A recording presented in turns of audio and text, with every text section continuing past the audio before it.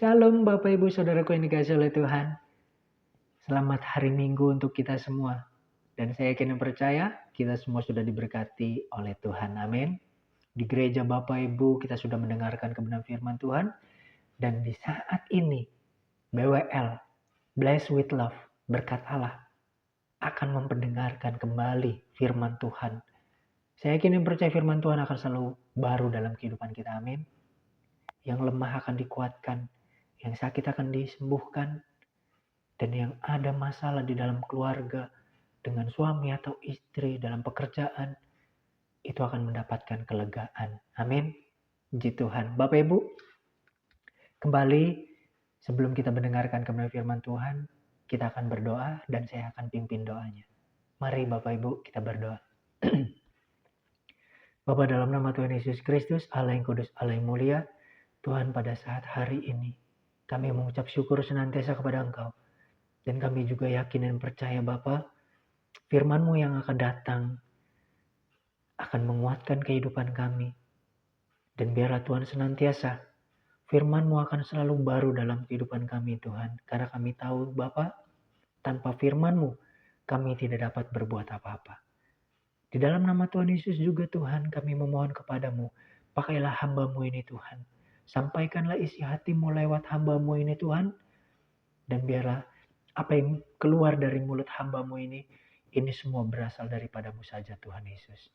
Penucapan syukur Tuhan, siapapun yang menonton tayangan hari ini, biarlah mereka diberkati oleh firman Tuhan. Di dalam nama Tuhan Yesus Kristus kami sudah berdoa dan mengucap syukur. Haleluya. Amin. Puji Tuhan Bapak Ibu. Kembali saya memperkenalkan diri. Siapa tahu dari kalian ada yang belum tahu nama saya. Dan saya Rafael. Saya dari BWL, Blessed with Love, berkat Allah.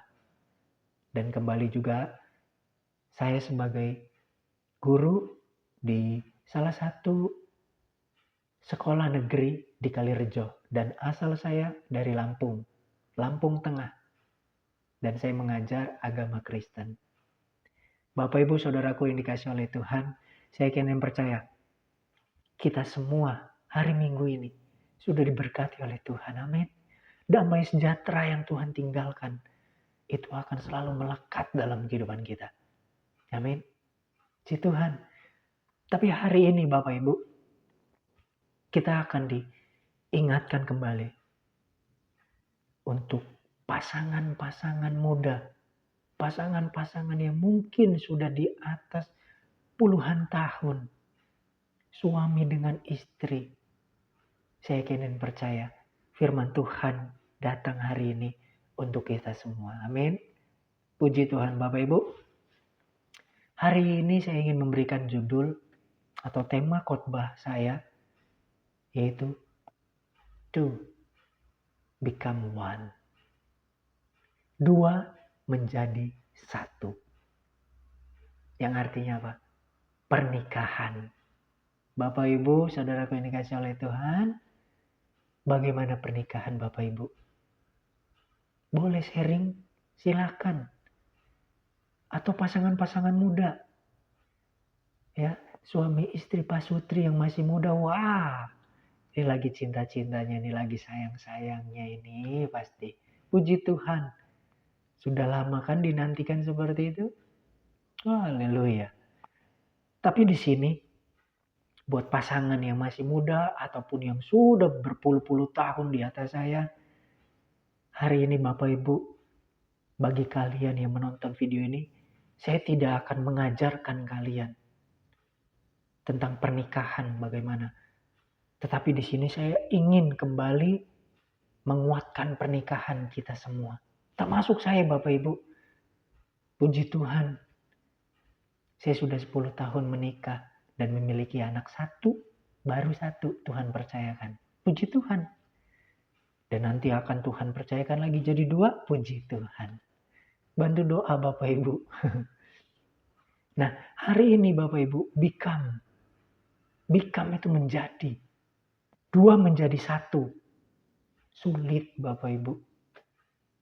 Ya, pasangan muda, Bapak Ibu yang sudah senior di dalam hubungan suami istri. Saya yakin dan percaya banyak keluh kesahnya. Saya yakin dan percaya itu. Tetapi di hari ini, firman Tuhan kembali mengingatkan kita. Bapak, Ibu, Saudaraku yang dikasihi oleh Tuhan, kalau kita boleh melihat angka perceraian yang ada di Indonesia, bahkan perceraian yang terjadi di anak-anak Tuhan, atau bisa saya mau katakan di keluarga-keluarga Kristen, mengapa masih ada perceraian? Bapak, Ibu, Saudaraku yang dikasihi oleh Tuhan, kita tahu penyebabnya. Kalau kita searching di Google, wah banyak sekali itu. Banyak sekali apa saja keluar, Bapak Ibu. Tetapi di sini saya ada 3, Bapak Ibu. Yang saya catat ada 3. Yang pertama,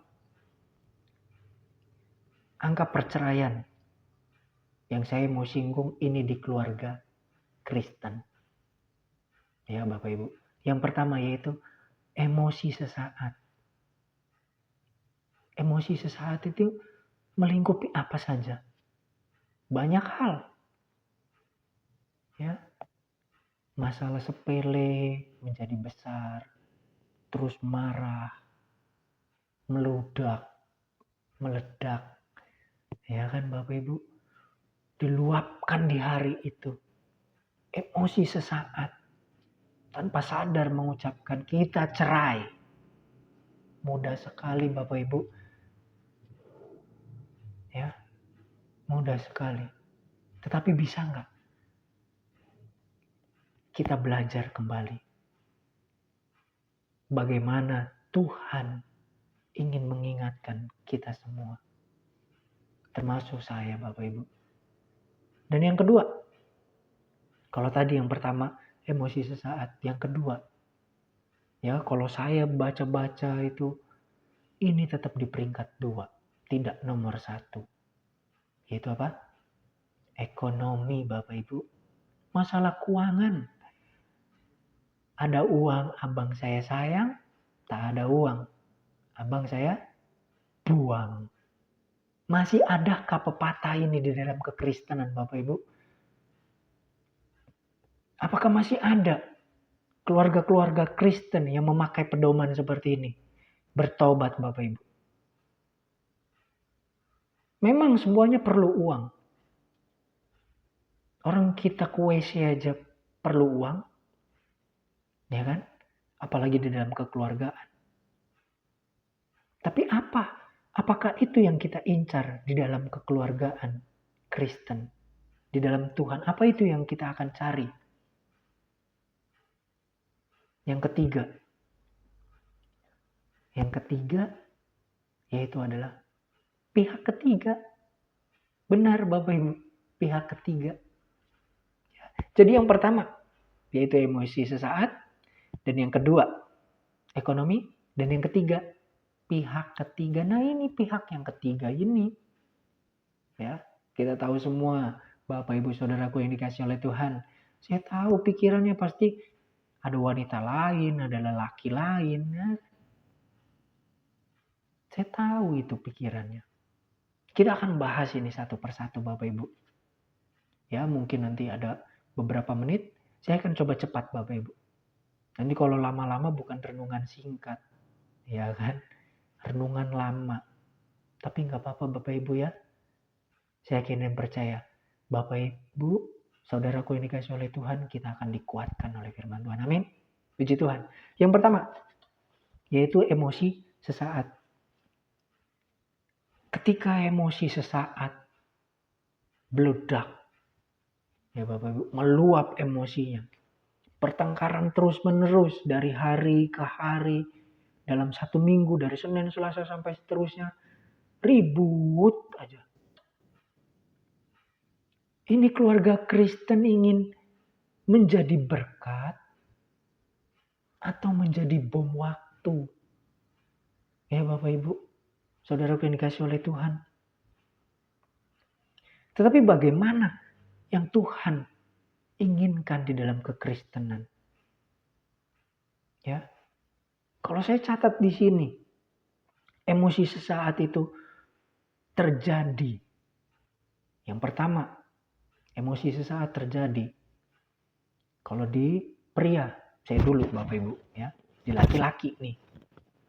Suami-suami, para suami dengar. Kita sama atau tidak?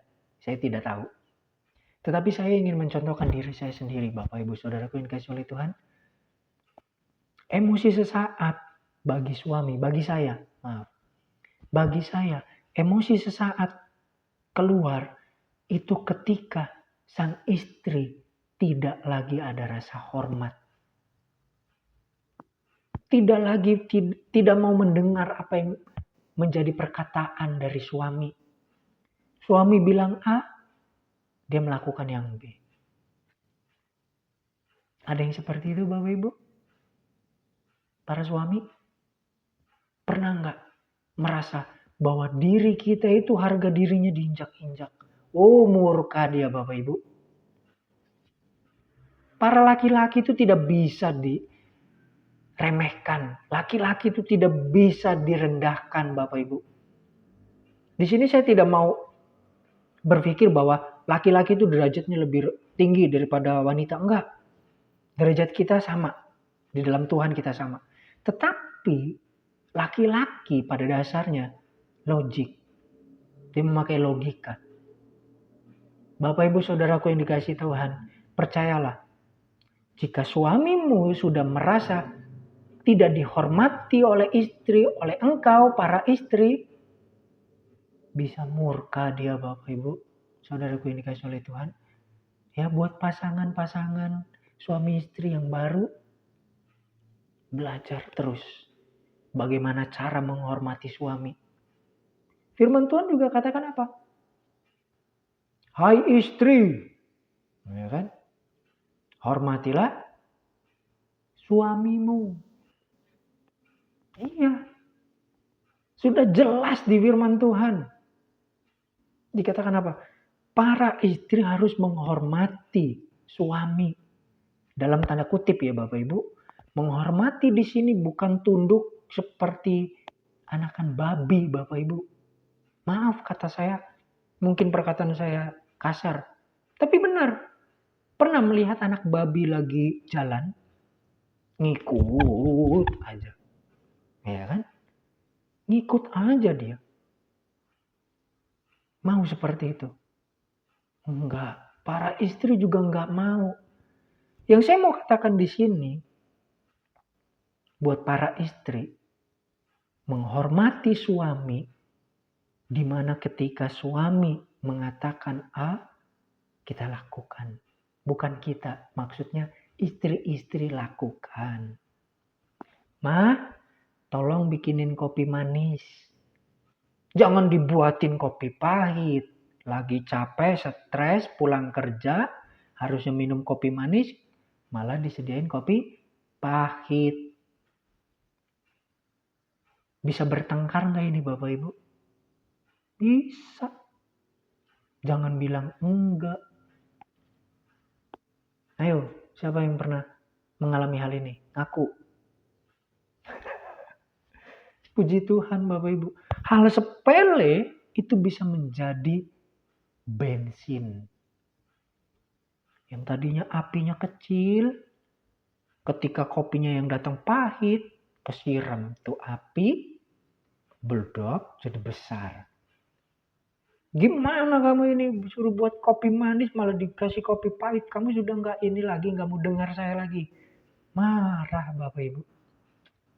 Ya kan? Dan untuk para suami dengar. Kita tahu Bapak Ibu, suami-suami, ya para suami termasuk saya nih. Wanita itu berapa kata?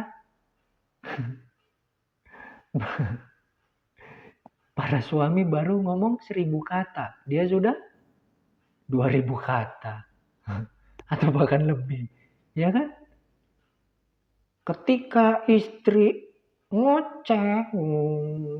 Kayak tawon itu kan Bapak Ibu ya. Ngoceh aja. Para suami, ingat firman Tuhan katakan apa?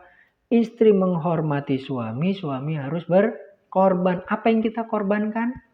Pendengaran kita. Puji Tuhan. Apa yang harus kita korbankan? Bapak Ibu, ego. Para suami, ego kita korbankan itu. Ya, itu yang pertama. Jadilah tenang para suami ketika istri sedang ngoceh ataupun dia mengeluarkan unek-uneknya, rasa capeknya, lelahnya ketika dia merawat anak kita, merawat dapur, masak ya kan, nyuci piring, nyuci baju, cuci-cuci semuanya. Mungkin dia ingin kita mendengarkan keluh kesahnya. Jangan kita anggap dia ngoceh itu karena marahin kita. Yuk Bapak Ibu, para suami, kita sama-sama belajar. Mau belajar? Firman Tuhan katakan jadilah tenang. Yuk kita buka ayatnya. 1 Petrus pasal 4. Bapak Ibu Saudara yang kasih. 1 Petrus pasal yang keempat. Ayat yang ke-7. Saya akan bacakan untuk kita semua. 1 Petrus pasal 4. Ayat yang ke-7 demikian firman Tuhan. Kesudahan segala sesuatu sudah dekat. Karena itu kuasailah dirimu dan jadilah tenang. Supaya kamu dapat berdoa. Bapak Ibu perhatikan di situ ada kesudahan segala sesuatu sudah dekat. Karena itu kuasailah diri kita para suami. Ya. Saya yakin dan percaya ketika kita tenang walaupun dengar omelan-omelan keluh kesah dari sang istri. Oh Tuhan, istriku ini cantik sekali. Oh Tuhan, istriku ini rajin sekali. Saya lagi melatih itu Bapak Ibu. Ya. Bukan berarti saya berkata seperti ini saya sudah bisa. Kalau saya sudah bisa, Bapak Ibu, saya yakin dan percaya kekeluargaan Kristen akan semakin diberkati firman Tuhan. Diberkati oleh Tuhan. Amin. Firman Tuhan yang datang ini, hari ini, jadilah tenang. Dan saya sudah belajar. Hari demi hari saya belajar. Dan tidak sedikit, Bapak Ibu, ketika pertengkaran datang, para suami memilih untuk diam. Kenapa? Kenapa Bapak Ibu? Kalau saya pribadi, saya menghindari yang namanya emosi sesaat. Jadi para istri, kalau suamimu lagi diam, jangan kamu ngerocos terus. Banyak pikiran dia itu. Dia memikirkan bagaimana anaknya bisa sekolah di tempat yang bagus. Bagaimana dia ingin anaknya itu mendapat didikan yang baik, benar. Dan lebih lagi bagaimana dia ingin membelikan sesuatu untuk anaknya, untuk engkau para istri. Dia kerja seperti ini, seperti itu. Dia mencoba yang terbaik. Bapak Ibu Saudaraku yang dikasihi oleh Tuhan. Saya kemarin coba melihat. Banyak tuh ya di sosmed-sosmed. Bahwa laki-laki itu tidak untuk dicintai. Tetapi untuk dihargai. Setuju atau tidak Bapak Ibu di sini? Itu pribadi. Tetapi saya berpikir di sini. Ya Bapak Ibu. Saya yakin dan percaya. Istri-istri kita itu mencintai kita. Dan menghargai kita sebagai suami. Menghormati kita. Apapun yang menjadi keluh kesah para suami. Istri akan menjadi penolong. Para istri, ya, Kalau kamu lagi dekat suamimu, katakan, "Pak, ciele romantisnya, manisnya." Katakan, "Pak, saya mau menjadi penolong engkau yang benar." Amin. Amin. Para suami, jika engkau sedang duduk di samping istrimu, katakan, "Ma, saya mau menjadi pribadi yang lebih baik dan mau berkorban untuk keluarga." Amin. Amin, Bapak Ibu. Itu yang pertama. Ya. Kalau kita melihat ketika emosi sesaat itu, apa yang dikatakan firman Tuhan? Bagaimana kita mengatasinya? Firman Tuhan katakan, jadilah tenang. Gimana mau tenang? Kita sedang emosi disuruh tenang. Bapak Ibu Saudaraku yang dikasihi oleh Tuhan, sadar atau tidak, ketika engkau sebelum marah besar, pasti engkau berpikir terlebih dahulu. Oh, kata siapa? Kalau saya sudah marah, saya udah gak mikir apa-apa. Bapak Ibu Saudaraku yang dikasihi oleh Tuhan, otak kita ini masih bekerja. Tapi kenapa emosi sesaat itu timbul? Karena apa? Iya, benar. Intimidasi dari si jahat. Hati-hati. Hati-hati. Ya, apalagi buat para suami nih. Hati-hati. Hati-hati sekali. Karena intimidasi itu akan selalu datang di keluarga-keluarga Kristen. Maka dari itu, sebelum emosi sesaat itu datang, ingat 1 Petrus pasal 4 ayat 7. Ya. Ingat aja 1 Petrus pasal 4 ayat 7. Jadilah tenang. Maka perkara yang kecil tadi, ya Bapak Ibu, masalah yang kecil tadi tidak melebar. Ya. Bapak Ibu Saudara yang dikasihi oleh Tuhan, itu yang pertama. Sebelum kita emosi sesaat, ingat firman Tuhan. Ingat betapa cantiknya istrimu, betapa tampannya suamimu, betapa begitu luar biasanya istrimu menghormati engkau sebagai suami, dan betapa luar biasanya istrimu menghormati engkau. Ya. Yang kedua, tadi apa? Ingat? Yang kedua, ekonomi. Simple Bapak Ibu, saya nggak akan coba untuk panjang lebar, ya Bapak Ibu. Ekonomi. Yang pertama, tadi emosi sesaat, dan yang kedua saya ambil yaitu ekonomi.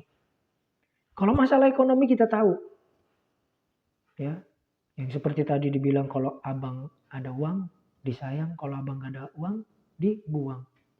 Hilangkan semua itu Bapak Ibu. Ya, pemikiran-pemikiran yang seperti itu buang. Karena apa? Bapak Ibu itu hanya memutus. Memutus apa? Memutus motivasi seorang pria. Memutus yang namanya semangat dari suami atau para lelaki. Yang artinya apa? Yang saya mau artikan, kalau ada perkataan seperti itu, Bapak Ibu, kalau ada perkataan ada uang abang saya sayang, kalau tidak ada uang abang saya tendang atau saya buang. Bapak Ibu, kalau ada perkataan seperti ini di kekristenan, di keluarga Kristen, apa bedanya seorang istri dengan pelacur? PSK Bapak Ibu. Apa bedanya? Saya mau tanya. Kalau kita pakai pedoman yang seperti itu, kalau ada uang abang saya sayang, kalau tak ada uang abang saya buang. Apa bedanya seorang istri dengan pelacur? Bapak Ibu, kalau pelacur itu kalau laki-laki datang, dia dibayar, udah. Setelah dibayar, ada hubungan yang lain? Nggak ada. Sesaat. Kalau ada keluarga Kristen yang seperti ini, coba pikirkan, renungkan. Engkau sebagai istri, sebagai penolong, bukan sebagai pelacur. Ya. Oh, suami saya itu pemikirannya hanya seks. Bapak Ibu Saudaraku yang dikasih oleh Tuhan, jangan salah. Saya merasakan gejolak ketika ada penolakan itu bisa menjadi yang nomor satu tadi, emosi, marah dia, tidak dihargai, ada penolakan. Bapak Ibu Saudaraku yang dikasih oleh Tuhan, seks mungkin bagi para wanita atau bagi para istri ini hal yang sepele, tetapi kalau bagi seorang laki-laki, hati-hati Bapak Ibu. Ya. Saya laki nih Bapak Ibu, saudaraku yang dikasih oleh Tuhan. Saya menginginkan seks itu bukan karena saya semata-mata hanya pengen seksnya. Enggak. Terkadang para suami berpikir apa? Ingin menunjukkan rasa cintanya lewat seks itu. Kan ada cara lain, bisa beli ini nih, beliin itu. Ingat yang masalah kedua, ekonomi. Seorang laki-laki ya, yang benar-benar ya Bapak Ibu, saudaraku yang dikasih oleh Tuhan, yang benar-benar dia sudah mencari, dia sudah bekerja keras dan merasa ekonominya itu belum cukup untuk memuaskan istri atau anaknya, Bapak Ibu percayalah, seorang suami terbeban di otak. Dia akan terbeban.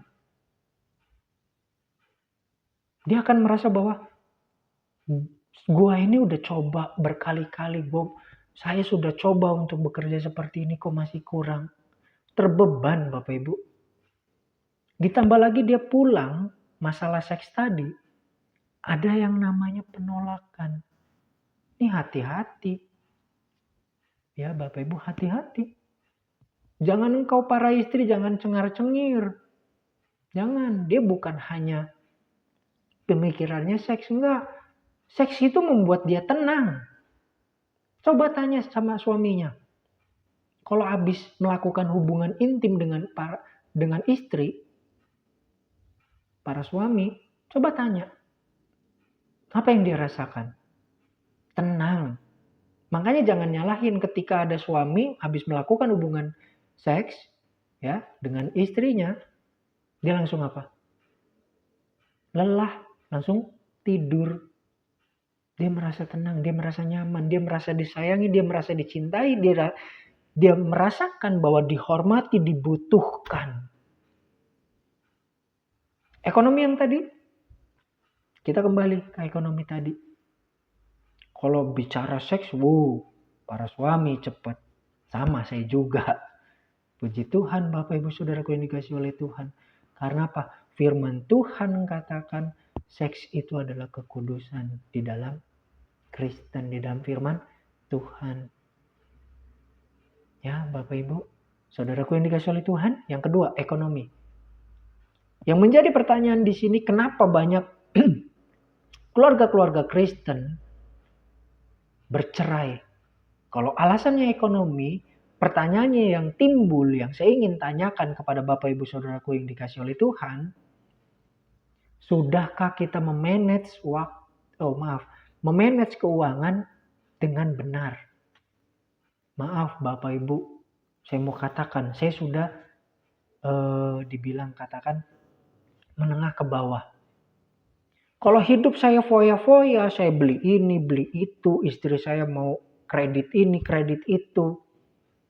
Terus kita bilang, Tuhan berkatilah keluargaku. Tuhan sudah berkati, tapi engkau foya-foya. Yang bodoh siapa? Tuhan kita tidak bodoh. Ya. Kita mau beli ini. Yang kebutuhan ditinggalin. Yang dibeli apa? Keinginannya yang dibeli. Keinginan mau beli baju ini. Keinginan mau beli motor ini buat para suami. Ya kan? Yang hobinya motor, beli motor bagus lagi. Atau hobinya yang lain, burung, hobinya banyak. Banyak hobinya, hobi mancing, ya kan? Oh, mau beli reel bagus, mau beli joran bagus. Ya kan? Tetapi di sini yang saya mau tekankan kepada Bapak Ibu Saudaraku yang dikasih oleh Tuhan. Saya tidak akan memutus berkat Tuhan, enggak. Tuhan akan memberkati kita terus. Tuhan akan memberkati kita semua. Amin. Tetapi kita sudah atau belum memanage keuangan kita dengan benar. Ya. Itu yang mau saya katakan. Tapi bagaimana kita mau mencobanya kembali? Dan di sini saya mau ingatkan, yaitu apa? Yang pertama, kelola keuangan dengan bijak. Ya, Bapak Ibu. Saya ingin percaya. Kalau kita sudah melakukan ini, ekonomi kita akan menjadi benar. Amin. Puji Tuhan. Bapak, Ibu, Saudaraku yang dikasihi oleh Tuhan. Ketika kita mengelola ekonomi kita dengan benar, ya Bapak Ibu, kita tahu suami yang benar, dia akan memberikan setiap gajinya. Kalau kita memiliki para suami gaji, ya ataupun penghasilan lah, akan diberikan kepada sang istri. Dan bijaknya istri akan memberikan sangu, kalau saya mau bilangnya sangu atau uang saku, uang jajan buat para suami, ya. Dan saya, Bapak Ibu, saya sudah belajar ini. Gaji saya berikan semua ke istri saya, dan istri saya memberikan saya uang jajan. Kalau istri saya bilang itu apa? Jatah reman katanya, Bapak Ibu. Padahal itu uang kita. Buat para suami, saya belajar seperti ini. Saya belajar memberikan setiap gaji saya semua. Tetapi istri saya belajar memberikan uang saku atau uang jajan buat saya.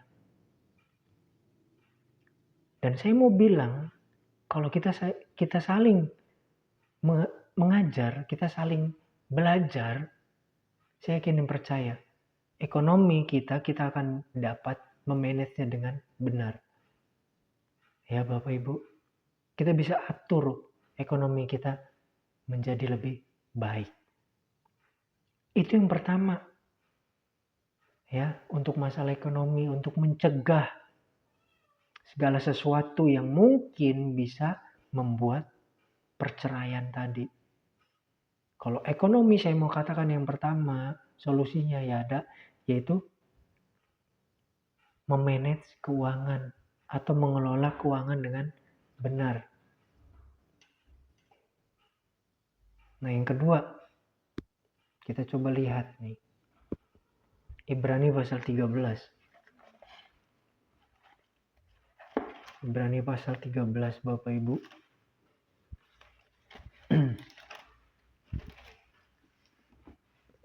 Ibrani pasal 13. Ayat yang kelima. Saya akan bacakan buat kita semua. Ibrani pasal 13 ayat yang kelima, demikian firman Tuhan. Janganlah kamu menjadi hamba uang dan cukupkanlah dirimu dengan apa yang ada padamu. Karena Allah telah berfirman, aku sekali-kali tidak akan membiarkan engkau dan aku sekali-kali tidak akan meninggalkan engkau. Bagian A, saya akan fokus Bapak Ibu di bagian yang ke A. Yaitu dikatakan di situ, janganlah kamu menjadi hamba uang dan cukupkanlah dirimu dengan apa yang ada padamu. Yang artinya apa Bapak Ibu? Jangan setiap kita melihat tetangga, melihat saudara, kita beli apa, kita ngikut. Tanpa sadar diri, uang kita cuma 50.000, kita mau beli ini, itu, apa segala macam. Kita menuruti nafsu, keinginan daging. Ngelihat tetangga beli ini, ya kan. Oh, belanja online begini, setiap ini paketnya datang terus, ikut-ikutan. Hati-hati. Seperti ini Bapak Ibu. Ya kan? Nah, coba kita belajar kembali. Yang kedua, untuk ekonomi Bapak Ibu, ya untuk mencegah ekonomi kita hancur atau keluarga Kristen hancur. Yang kedua tadi, untuk masalah ekonomi, solusinya yang pertama, tadi kita tahu sendiri, mengelola dengan bijak. Dan yang kedua, yaitu kita sadar diri. Dengan kata lain, cukupkan segala sesuatu itu dengan apa yang ada pada diri kita atau pada keluarga kita. Jangan penghasilan, maafnya ngomong Bapak Ibu, ya. Contoh, ini contoh. Penghasilan keluarga atau suami itu hanya 1 juta. Tetapi kita hidupnya foya-foya, kita maunya beli barang-barang online terus, paket setiap hari datang. Kasihan Bapak Ibu. Ya, kasihan siapa? Suami, istri, anak. Kasihan semuanya. Ya. Mari Bapak Ibu Saudaraku yang dikasihi oleh Tuhan, coba kita renungkan. Ya. Dan yang ketiga, yang terakhir, saya akan coba cepat. Ya, yaitu pihak ketiga. Bapak Ibu Saudaraku yang dikasihi oleh Tuhan, benar atau tidak, pihak ketiga yang saya mau katakan di sini, yang saya mau tekankan di sini, hati-hati dengan keluarga. Ya. Bukan hanya karena ada perselingkuhan, enggak. Ya, memang perselingkuhan itu termasuk pihak ketiga, benar. Makanya yang saya mau tekankan di sini pihak ketiga, bukan orang ketiga, tapi pihak ketiga. Ya, hampir sama ya sebenarnya. Tetapi yang saya mau tekankan di sini hati-hati dengan keluarga. Ya. Pihak ketiga di sini bukan hanya tertuju kepada wanita lain atau lelaki lain, enggak. Tetapi hati-hati dengan keluarga. Pernah merasakan seperti ini? Saya kasih contoh seperti ini Bapak Ibu. Istri atau suami itu lebih nurut dengan orang tua daripada suami dan istrinya sendiri. Sedangkan ya, pasangan suami istri ini dia sudah memiliki keluarga yang baru. Ya. Kalau saya mau katakan, ketika anak perempuan dan anak laki-laki sudah menikah, firman Tuhan katakan apa? Maaf Bapak Ibu. Ya. Ketika anak perempuan dan anak laki-laki sudah menikah, yang firman Tuhan katakan apa? Di mana anak laki-laki akan keluar dari rumah dan anak perempuan akan mengikuti laki-laki, meninggalkan kedua orang tuanya. Yang artinya apa? Meninggalkan di sini bukan berarti dia tidak mengurusi orang tuanya, bukan. Yang mau saya artikan di sini, suami atau istri itu tujuannya atau tertuju kepada pasangannya. Boleh nggak kita mendengarkan orang tua? Boleh. Bukan berarti saya di sini mau katakan engkau tidak boleh mendengarkan orang tua. Bukan berarti engkau juga pengen kurang ajar sama orang tua atau mertua. Enggak. Tapi yang saya mau tekankan di sini, ya Bapak Ibu, ketika dua sudah menjadi satu daging, ya, itulah teman hidupmu. Engkau boleh mendengarkan orang tua, tetapi jangan mengabaikan pasanganmu. Ya, apalagi mengabaikan suami. Dia sebagai kepala rumah tangga. Sebagai kepala rumah tangga, ketika dia memiliki ide atau gagasan, tapi para istri lebih mendengarkan orang tua, ini hati-hati bisa jadi bumerang Bapak Ibu. Ya, buat para istri hati-hati. Ini bisa jadi bumerang. Karena apa? Karena suami akan lama-lama merasa apa? Dia akan merasa bahwa, oh pendapat saya nggak diterima. Oh pendapat orang tuanya seperti ini lebih baik daripada saya. Merasa tidak dihargai, tidak dihormati. Balik lagi seperti tadi, emosi sesaat. Ya, Bapak Ibu Saudaraku yang dikasihi oleh Tuhan, ingat ketiga ini. Ya, coba kita lihat nih. Di Kejadian Bapak Ibu. Ini saya mau katakan ayat terakhir. Ya. Ayat favorit ya Bapak Ibu, kata banyak orang katanya ini ayat favorit ya. Kejadian pasal 2 ayat yang ke-24 saya akan bacakan. Sebab itu seorang laki-laki akan meninggalkan ayahnya dan ibunya dan bersatu dengan istrinya sehingga keduanya menjadi satu daging. Yang dikatakan ayat yang ke-25, mereka keduanya telanjang, manusia dan istrinya itu, tetapi mereka tidak merasa malu. Malu di sini yang saya mau kaitkan, ya Bapak Ibu Saudaraku yang dikasihi oleh Tuhan,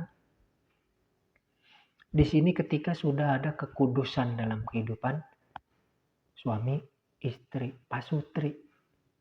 Ya, terus dikatakan di sini kalau laki-laki itu meninggalkan kedua orang tuanya. Dan istri dia mengikuti laki-lakinya atau suaminya. Nah ini Bapak Ibu. Ini yang saya mau tekankan di sini bahwa setiap pasutri harus menghabiskan waktu berdua walaupun sudah punya anak. Ya, hati-hati Bapak Ibu, saudaraku yang dikasihi oleh Tuhan.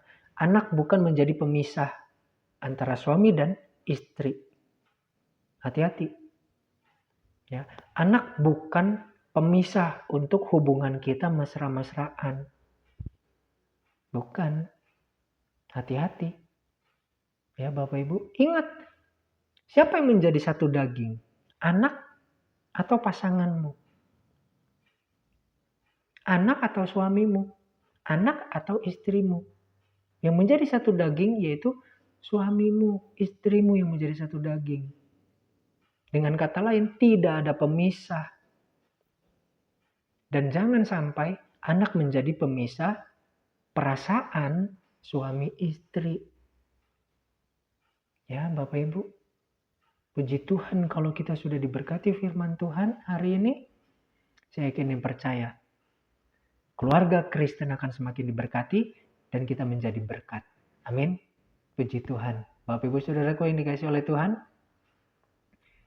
mungkin firman Tuhan ini datang berulang kali.